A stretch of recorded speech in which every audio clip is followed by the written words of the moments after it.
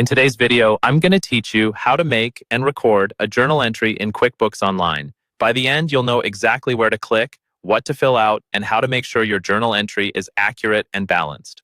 First, let's start a brand new journal entry. From your QuickBooks Online dashboard, look toward the top of the screen for the plus new button. Go ahead and click that. A drop-down menu will appear with several options. From that list, choose Journal Entry.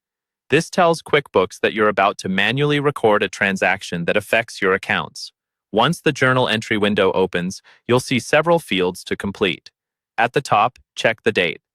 QuickBooks usually fills this in with today's date, but you can click on it and change it if the transaction belongs to an earlier or later period.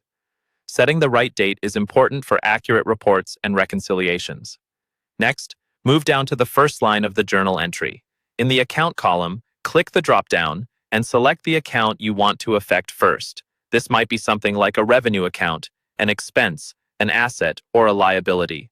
After you choose the account, enter the amount in either the debit or credit column, depending on how this transaction should impact that account. If you're not fully comfortable with debits and credits yet, it can help to double-check your accounting notes or consult your accountant before finalizing. On the second line, you'll pick the other account involved in this transaction.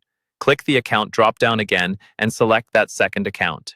Now, enter the exact same amount you used on the first line, but place it in the opposite column. So if you debited the first account, you'll credit this one, and if you credited the first account, you'll debit this one. This creates the balanced double entry that QuickBooks requires.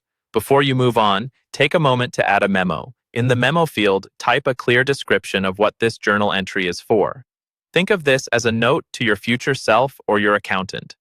A short explanation, like adjusting entry for bank fees or reclassifying expense, can save you a lot of confusion later. Now look at the totals at the bottom of the debit and credit columns. They must match. If they don't, QuickBooks will show that the entry is out of balance, and you'll need to review your amounts and accounts. Once everything looks right and the totals match, you're ready to save. Click Save and Close if you're done, or Save and New if you want to create another journal entry right away. That's all there is to making and recording a journal entry in QuickBooks Online.